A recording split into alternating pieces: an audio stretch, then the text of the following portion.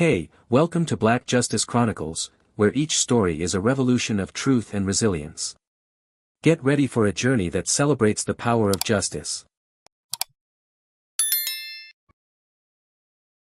It was 3 a.m., the dead of night, when the obnoxious shrill of the phone shattered the tranquility of the narrator's sleep. The sound cut through the silence like a rusty chainsaw through butter, dragging him out of his peaceful rest. He fumbled for the phone on his nightstand, knocking over a half-empty glass of water in the process. The grogginess from just waking up intensified his irritation, marking a rough start to what was already bound to be an inconvenient day. As he squinted at the caller ID, he noticed the dreaded, blocked number, flashing on the screen. At this hour, it could only mean one of two things: another telemarketer trying to convince him to buy something he didn't need, or something even more annoying, like his mom calling for bail money, a joke, of course, as he likely wouldn't be picking up that phone call either. But something gnawed at him, a faint nagging feeling in the back of his mind that maybe, just maybe, it was something important. Against his better judgment, he answered. Yeah, he croaked, his voice thick with sleep. The last thing he wanted was an unsolicited call about solar panels or charity donations, but he couldn't ignore the phone ringing in the stillness of his house. "Is this Reginald?" came the voice on the other end, sweet but high-pitched, dripping with saccharine politeness. This tone was all too familiar, he recognized it instantly. It was the kind of tone people use when they're about to ask for something unreasonable and don't think twice about it. It was, as he suspected, the HOA president calling. Of course, it was Karen, the self-appointed queen of the neighborhood. "Reginald Thompson speaking," he confirmed, his tone more out of habit than genuine enthusiasm. He rubbed his eyes, trying to shake off the last remnants of sleep. He had enough patience to deal with work-related matters, but this was personal. When Karen, the HOA president, got involved, it was rarely ever a small matter. "Well, Reginald," Karen chirped, completely unaware of his sarcastic undertone, "I have a tiny favor to ask, for the good of the community, of course." The narrator's mind raced as he mentally prepared for the typical Karen request, something ridiculous or demanding, no doubt. He had been expecting this since he moved into the neighborhood, having already heard countless tales of Karen's overreaching sense of authority and entitlement. What followed was exactly what he had feared. Karen's request was for the narrator to lend her his prized Lamborghini for an HOA event, a gathering she described as a small, curated affair involving only the board members and their spouses. The idea of his beloved yellow Lamborghini being used as a mere ambience piece for some HOA gathering struck him as absurd. The Lamborghini was his pride and joy, the culmination of years of hard work, something he had meticulously maintained and protected from any judgmental eyes or careless behavior. Karen didn't understand the gravity of the situation. She believed that because of her role as the HOA president, her requests were entitled to an automatic yes. She continued on, disregarding the impossibility of her demand, casually explaining that his car would add certain je ne sais quoi to the event, making it an essential statement piece. At that moment, the narrator was filled with a mix of disbelief and growing irritation. The audacity of the request hit him hard. How could Karen think it was even remotely acceptable to ask for someone's property like it was her right? She had crossed a line, and what had started as a sarcastic greeting quickly morphed into a battle of wills. He had half a mind to refuse immediately, but instead, he chose to answer more pointedly, already simmering with the frustration that would carry through the rest of this bizarre interaction. As he was about to fire back with a biting remark, the realization of just how disrespectful Karen had been began to settle in. His Lamborghini wasn't a plaything for some HOA show and tell. In the next moments, the conversation would escalate, but it was already clear to the narrator that the HOA president's sense of entitlement had reached new, ridiculous heights. Karen thought that because of her position, she could impose on his time, property, and sense of personal boundaries, something the narrator wouldn't allow to go unchecked. This late-night interaction marked the beginning of a series of events that would challenge Karen's assumption that she could control everything around her. The battle lines had already been drawn. The phone call from Beverly Kensington, the HOA president, was not the usual annoyance one might expect from a neighbor. This was different. It was a calculated move, a demand wrapped in the guise of a friendly request, and it came at a time when Reginald Thompson least expected it, 3 a.m., in the dead of night. He had hoped his refusal would be the end of it, but Beverly had other plans. After their conversation, Reginald tried to return to his bed, but the unsettling nature of the call kept him awake. The absurdity of it all lingered. Beverly thought she could just take his Lamborghini for her HOA gathering, to enhance the atmosphere. The idea was offensive enough that Reginald couldn't shake the feeling of being disrespected. He had worked hard for that car, and it was a prized possession that meant far more to him than just a luxury vehicle. It was a symbol of his success, and here was Beverly, treating it like a mere prop for a neighborhood event. He spent the next few hours stewing in bed, tossing and turning. Eventually, his anger turned to a quiet resolve. He wasn't going to let her get away with this. He had been patient enough with her petty demands over the years, but now, she had crossed a line. It wasn't just about the car, it was about Beverly's continual belief that she could demand things from people because of her position as HOA president. If she thought she could get away with this, she had another thing coming. By the time morning came, Reginald had already decided he wasn't going to back down. He didn't know exactly how he would handle the situation, but he was certain he would not be part of Beverly's little game. As he went through his usual morning routine, he found himself glancing toward his Lamborghini in the garage. It was more than just a car, it was his. It was his escape, his success, and he wasn't about to let it become the object of Beverly's whims. Around noon, Beverly called again, her voice as sweet as it had been the previous night.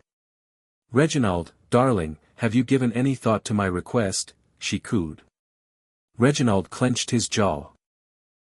He could feel the irritation bubbling up again. He knew exactly where this was going, but this time, he wasn't going to let her guilt-trip him into complying. "Listen, Beverly," Reginald began, his voice firm and controlled, "I'm not lending you my Lamborghini. You don't just ask someone to borrow their prized car at 3 a.m. It's ridiculous, and quite frankly, insulting." There was a brief silence on the other end of the line. Beverly's usual sweetness was replaced by an icy calm. "Oh, Reginald," she said, her voice laced with passive-aggressive venom, "you've made a big mistake. You know, the community will hear about this. You're not being very neighborly. I'm sure the HOA members won't appreciate your lack of cooperation." Reginald's patience snapped. "Beverly, you're not using my car as a prop for your HOA event. I don't care what the HOA thinks. I'm not in the business of lending out my property for anyone's convenience. And you certainly have no right to try and manipulate me into doing so." Beverly didn't respond right away, and Reginald could feel the tension rising in her silence. She was used to getting what she wanted, and the idea that someone might stand up to her was a foreign concept. "Fine," she said, finally. "But you haven't heard the last of this, Reginald. I will make sure the HOA knows exactly how uncooperative you've been." Reginald hung up, feeling a mix of frustration and satisfaction. He had stood his ground, but he knew this was far from over. Beverly didn't take rejection well. And when it came to someone like Beverly, her idea of community was twisted, only serving her own needs and desires. Reginald wasn't naive enough to believe this would be the last he'd hear from her. The very next day, as Reginald went about his usual routine, he saw Beverly standing by her driveway, watching him from across the street. He could feel her gaze like a weight on his back, as if she were daring him to defy her again. It didn't help that her pristine, perfectly manicured lawn made his own yard look a little more relaxed in comparison. Beverly had a way of making every little detail of her life seem like it was a part of some grand performance, something to be envied by all. Reginald knew this would escalate. He could feel it in his bones. And sure enough, as the days went by, he began noticing subtle signs of Beverly's influence over the neighborhood once again. People began to avoid eye contact when they saw him, and he overheard whispers about how Reginald was being difficult and too attached to his car. The pressure was mounting. Beverly was using her position to manipulate the community, and Reginald was finding himself more isolated as the days went on. He needed to be strategic about his next move. After all, this wasn't just about a car anymore. It was about protecting his boundaries and maintaining some semblance of respect for his own life. It was clear that Beverly wouldn't let it go. So, Reginald made a decision: he would fight back, not just for his Lamborghini, but for his dignity. He couldn't let Beverly, or anyone, believe they could trample on his rights so easily. The next few days passed in a blur of quiet anticipation for Reginald. He knew, deep down, that this wasn't going to end with a single phone call. Beverly, the HOA president, had proven herself to be relentless, and he could already feel the pressure mounting. It wasn't just the car now, his refusal had become a challenge to her authority, a test of her power in the neighborhood. Beverly, like many entitled people, wasn't used to hearing the word no, and now she was determined to turn this minor disagreement into something much bigger. Reginald spent the next couple of days trying to get on with his life. He kept to himself, working on his car and enjoying his free time without giving much thought to the escalating drama. However, Beverly's actions soon made it clear that she wasn't going to let him be. He began to notice subtle signs of her influence creeping back into the neighborhood. One day, while he was in his garage working on a new project, he overheard two of his neighbors gossiping near his driveway. "I heard he turned down Beverly's request," one of them whispered, their voice low but still carrying across the driveway. "She's not going to let this slide. You don't turn her down like that." Reginald couldn't help but listen. He was used to the quiet, easygoing nature of the neighborhood, but now it seemed that the HOA president's grip on the block was stronger than ever. He heard rumors of neighborhood meetings where Beverly had been speaking about community spirit, and how important it was for everyone to contribute. Reginald had no doubt that she had spun the narrative to make him out to be the bad guy, someone selfish and unwilling to support the neighborhood's events. Beverly had a knack for weaving stories that made her the center of attention. And now, her influence was beginning to show. Reginald could feel his annoyance turning into frustration. The whole neighborhood, once full of friendly faces and familiar routines, now seemed to be taking sides. More people started avoiding him, and his phone rang with calls that he immediately ignored. He knew it was Beverly, likely trying to get him to back down, to make him feel guilty for not complying. But Reginald wasn't backing down. The tension finally came to a head a few days later when Reginald received another phone call from Beverly. This time, it wasn't just a request. This time, it was a demand. "Reginald, I need to speak with you," Beverly began, her voice smooth but tinged with an underlying sharpness. "I've been hearing some troubling things. You're making this difficult for the community, you know. I've been trying to keep things peaceful, but now I'm afraid we'll have to take this to the next level." Reginald's heart sank. He knew exactly where this was going. Beverly wasn't asking anymore, she was threatening. And with her position as the HOA president, she had the means to make life difficult for him if he didn't comply. But Reginald wasn't the type to let threats make his decisions. His patience had worn thin, and it was time to make a stand. "What do you mean, take this to the next level, Beverly?" he asked, trying to keep his voice calm, though the anger was starting to creep in. "You've been non-cooperative," she said with a soft chuckle, almost as if she were enjoying this. "I can't allow this kind of behavior. You're putting the whole community in jeopardy. I think it's time we had a little meeting. The HOA board needs to hear from you directly." The tone of her voice made Reginald's blood boil. He knew that Beverly wasn't interested in a conversation. She was planning to twist everything in her favor. He could already picture her spreading more lies and turning the entire neighborhood against him. "I'm not coming to any meeting, Beverly. And I'm certainly not handing over my car. You need to stop this nonsense now," he said, his patience finally giving out. "Well, Reginald, you've made your choice," she replied coolly. "But don't say I didn't warn you. This isn't just about the Lamborghini anymore. This is about respect. And I don't think you understand how important respect is in this community. Before Reginald could respond, Beverly hung up the phone. He stood there for a moment, fuming. He had expected something like this, but it didn't make it any easier to accept. Beverly was escalating this situation, and now he was left with two choices: let her steamroll him or stand up for himself and risk her wrath. Reginald wasn't the type to back down.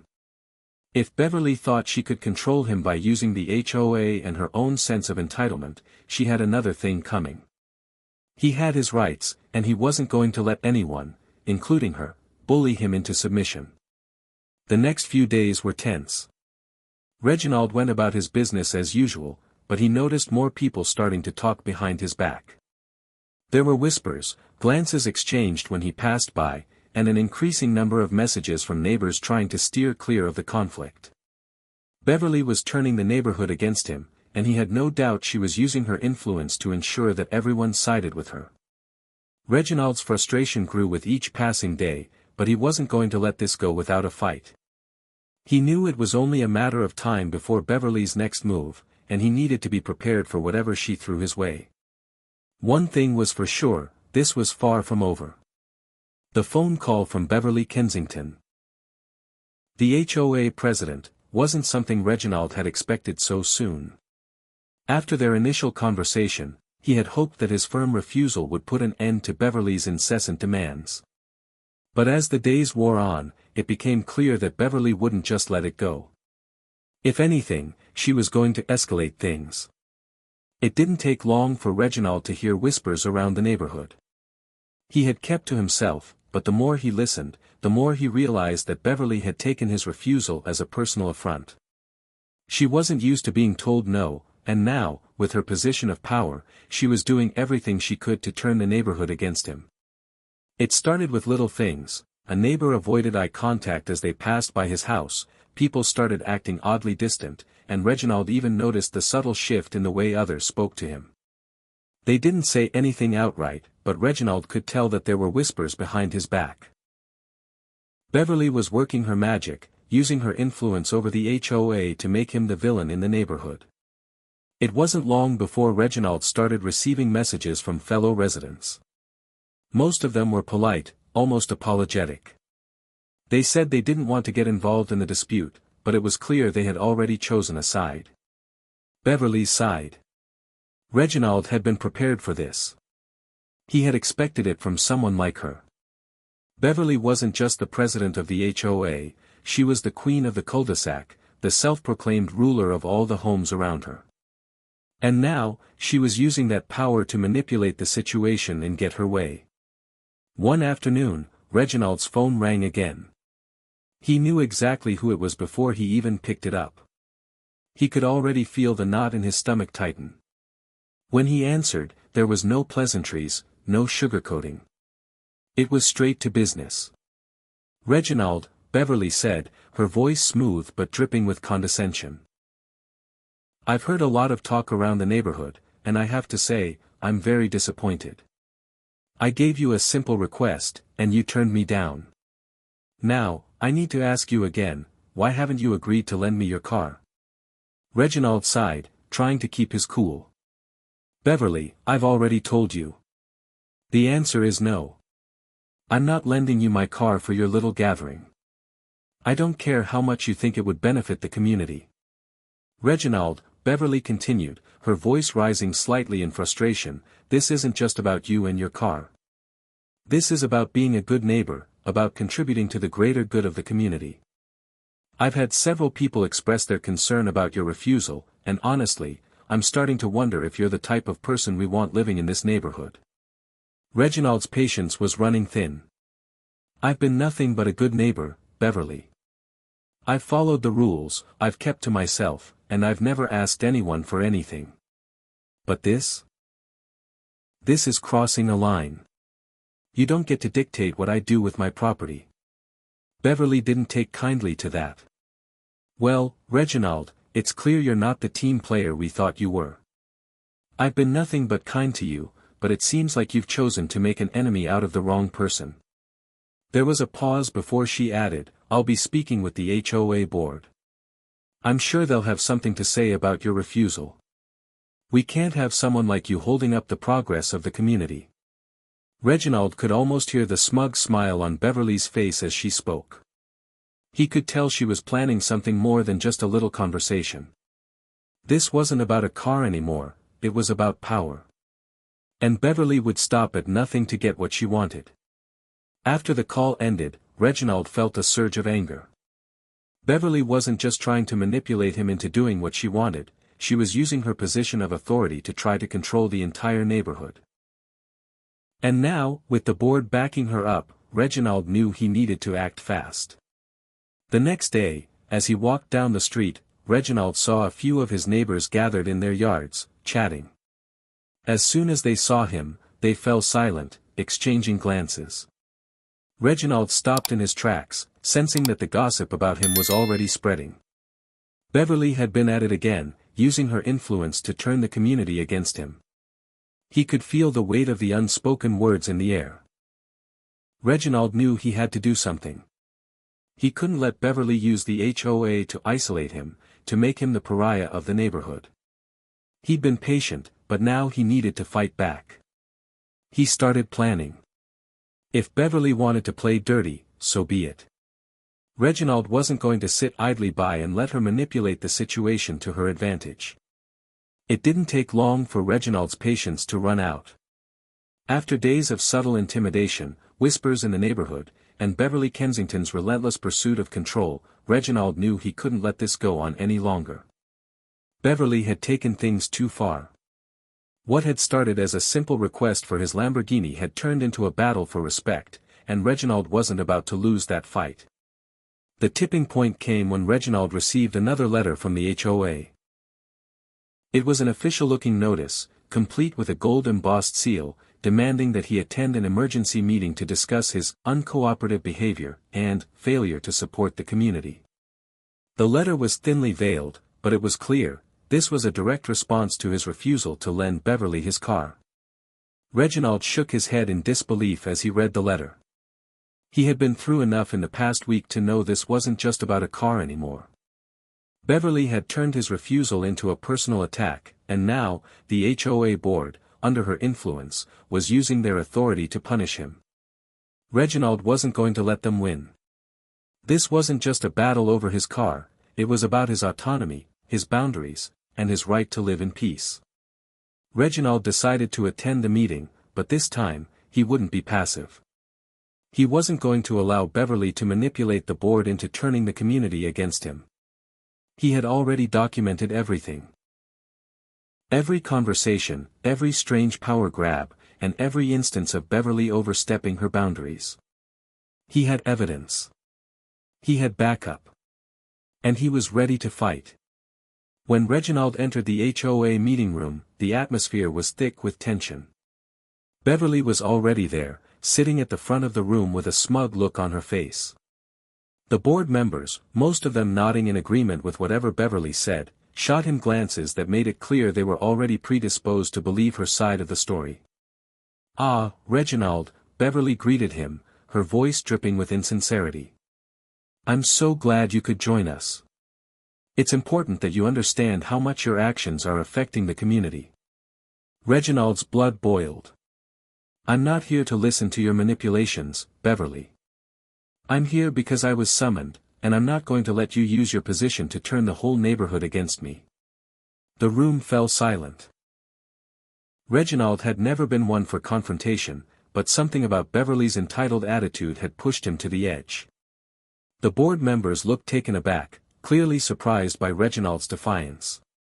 "I think it's clear that I'm not the one who's been causing trouble here," Reginald continued, his voice growing stronger with each word. "I've been a good neighbor, minding my own business, until you decided to make an unreasonable request. I refused, and now you're trying to use the HOA to punish me. Well, I won't stand for it." Beverly's smile faltered, but she quickly regained her composure. "Reginald, you're making this into something it's not. All I wanted was to use your car for a neighborhood event. It's about community. You're just being difficult." "No, Beverly," Reginald shot back, "you're the one making this about control. This isn't about community. This is about you trying to manipulate your power and get your way. You don't respect boundaries, and you think you can just walk all over people because of your position. The board members shifted uncomfortably, and Reginald could tell that some of them were starting to see things his way. He wasn't finished, though. He had more to say. "I've been documenting everything," he continued. "Every phone call, every request, and every lie you've told. I have recordings of your conversations, and I have the emails you sent. If this goes any further, I'll make sure everyone knows what you're really about." The room was dead silent. Beverly's expression darkened, and Reginald could see her losing control. She had thought she could push him around, but he wasn't backing down anymore. "I also have footage of you on my property," Reginald added, his voice low and deliberate. "The security cameras I installed after our first interaction captured everything. Your late-night visits, your demands, your attempts to undermine me. The evidence is all there." Beverly looked like she had just been slapped. She stood up abruptly, her face flushed with anger. "You don't have the right to spy on me. You're crossing a line, Reginald. This is harassment." "No, Beverly," Reginald replied calmly, "harassment is what you've been doing to me and to this entire neighborhood. I'm done letting you manipulate people. If you keep this up, I'll take this to court. I'll make sure the HOA knows exactly how you've been using your position for personal gain." The tension in the room was palpable, but Reginald stood tall, unflinching. Beverly opened her mouth to say something, but nothing came out. She looked as though she had lost all of her usual confidence. The board members exchanged uncertain glances, and Reginald could see the shift in their attitudes. Some of them were visibly uncomfortable with what Beverly had been doing, and Reginald knew that if he pressed this point, they wouldn't be able to ignore it. After a long, uncomfortable silence, the president of the board finally spoke up. "Beverly, it seems we need to have a more thorough review of this situation. We will be taking a break while we look over the evidence." Beverly's face turned crimson. She had been caught in her own web of lies. The room erupted in quiet murmurs as the board members shuffled papers and discussed the next steps. Reginald, however, didn't wait around. He knew this was just the beginning of a long battle, but for the first time, he felt a sense of victory. Beverly's reign of manipulation was coming to an end. The days after the HOA meeting were filled with a strange quiet.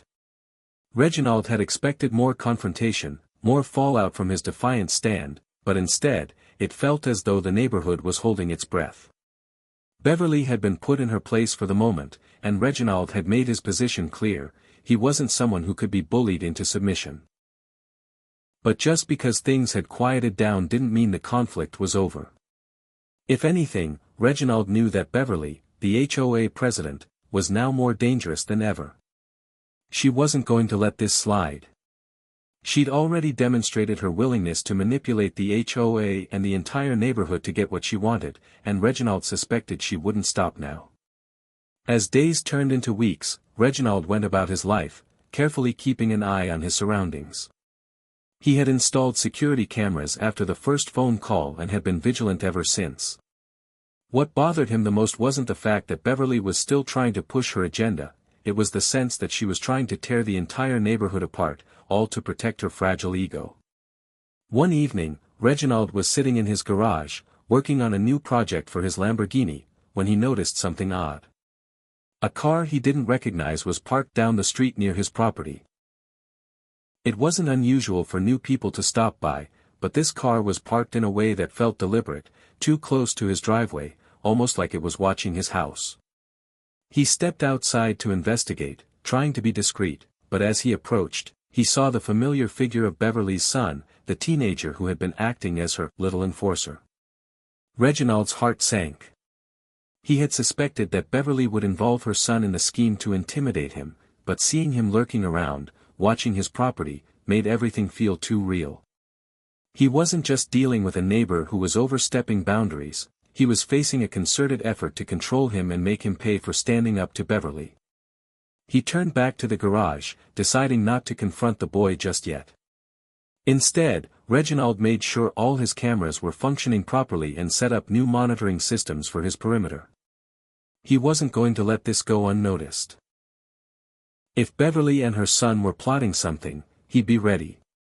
That night, Reginald received a call he'd been expecting. It was Beverly, of course. Her voice came through the phone, sweet and sugary, but Reginald could tell it was loaded with ulterior motives. "Reginald," she began, her tone almost friendly, "I wanted to check in after our meeting. I'm sure you're feeling a little better now that we've had our conversation. But I'm afraid there's still some unfinished business between us." Reginald's gut tightened. He had known it wasn't over. Beverly's words weren't an invitation to resolve the issue, they were a warning that she wasn't done with him. "Beverly," Reginald replied, keeping his voice level, "we've already discussed this. I've made my position clear, and I'm not going to change my mind." "Oh, I'm not asking you to change your mind, dear," Beverly said, a slight chuckle in her voice. "But you know, the neighborhood is starting to wonder about you. There's talk about your behavior, your refusal to cooperate. The HOA board isn't happy about how you've handled things." Reginald could almost hear the smug smile on her face. He was the one being targeted now, cast as the villain in Beverly's version of the story. But he wasn't intimidated. He knew this was part of her strategy. She had to make him feel like an outsider, make him question whether he belonged in the community. "Beverly," Reginald said firmly, "if the board wants to discuss things further, let them.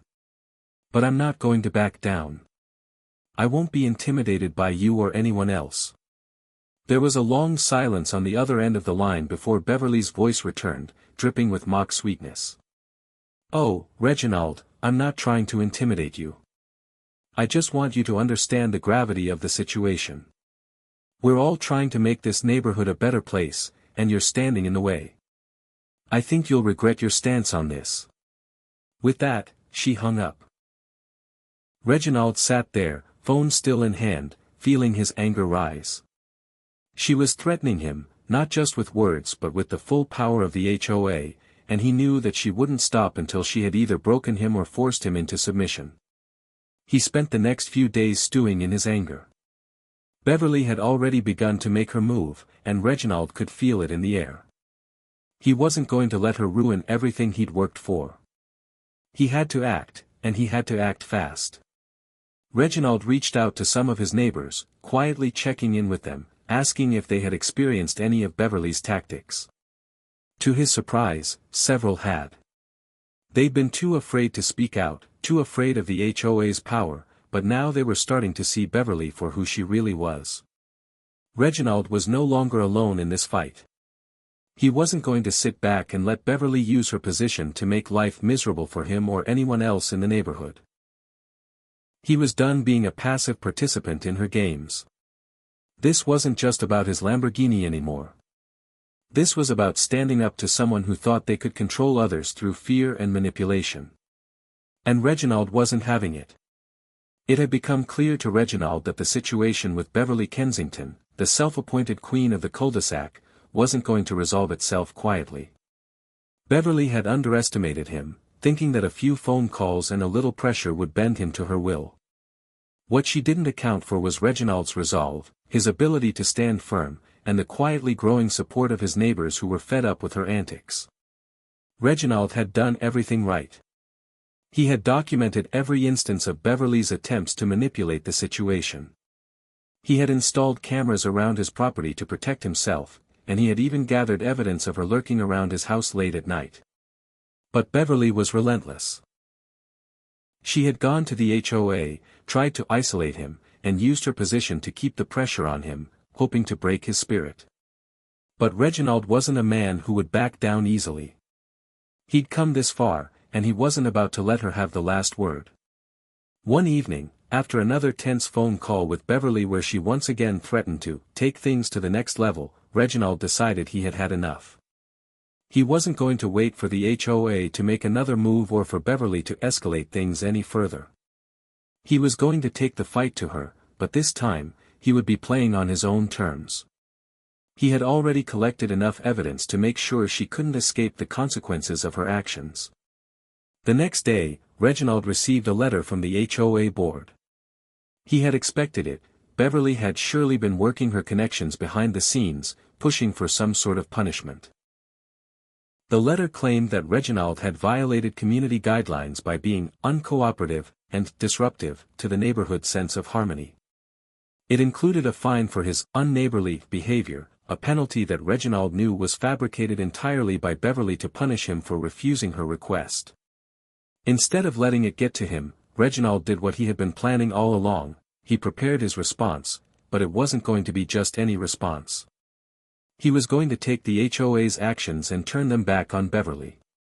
This was the moment that he would turn the tide in his favor, and he was going to make sure everyone in the neighborhood saw it for what it truly was. Reginald's first step was to gather his neighbors. He had already spoken to a few who had been impacted by Beverly's rule and had quietly been living in fear of her. They were all on edge, unsure of how to confront her without facing repercussions. Reginald assured them that this was their chance to stand together and fight back. He invited them to his house one afternoon for a meeting, explaining that he was planning to take action. Reginald laid out his evidence for them, showing the footage from his security cameras, the recordings of Beverly's phone calls, and even the messages from other neighbors who had been targeted by her. One by one, the neighbors started to speak up, sharing their own experiences of how Beverly had tried to control their lives, from petty complaints about lawns to outrageous demands to contribute to neighborhood events. "I had no idea she was doing this to others," said Tom, the neighbor with the tricked-out outdoor kitchen. "She's always been a pain, but I didn't realize how far she was going." "I'm with you, Reginald. We can't let her keep doing this." Nancy, another neighbor, nodded. "She tried to get me to change the color of my fence once. She said it didn't fit the HOA's aesthetic. I ignored her, but I know a lot of people are scared to speak up." As the meeting continued, the sense of unity among the neighbors grew. Beverly had spent so much time isolating people and trying to control the neighborhood, but now she had inadvertently created a coalition of people who were tired of living under her thumb. Reginald could see the resolve in their eyes. They were ready to fight back. The plan was simple. Reginald would go to the next HOA meeting, armed with all the evidence, and present it to the board. He would expose Beverly's manipulations and make sure everyone saw her for who she really was. No more subtle threats, no more behind-the-scenes maneuvers. This time, Beverly's actions would be out in the open for all to see.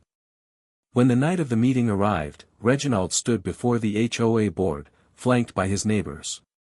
He laid out the entire story. How Beverly had tried to manipulate him into giving up his car, how she had used her position to turn the community against him, and how she had been lying about him to the board. He showed the footage of Beverly lurking around his property, the phone calls, and the messages from other neighbors who had been affected by her behavior. "This is the woman you've trusted to lead this community?" Reginald asked, turning to the board. "This is the person who's been making decisions for all of us, and yet she's been using her position to bully and manipulate the rest of us. It's time we put a stop to it." The room was dead silent. Beverly's face was beet red, and she tried to interrupt, but Reginald wasn't finished. "I've done everything by the book," he continued. "I've followed the rules, respected everyone's boundaries, and tried to live peacefully. But Beverly has done nothing but try to control this neighborhood for her own benefit. This isn't about a car anymore. This is about standing up to someone who thinks they can do whatever they want, regardless of the consequences." One by one, the board members began to speak, and the tide turned. Some of them expressed regret for not seeing what had been happening under their noses. Others offered apologies for allowing Beverly's actions to continue unchecked.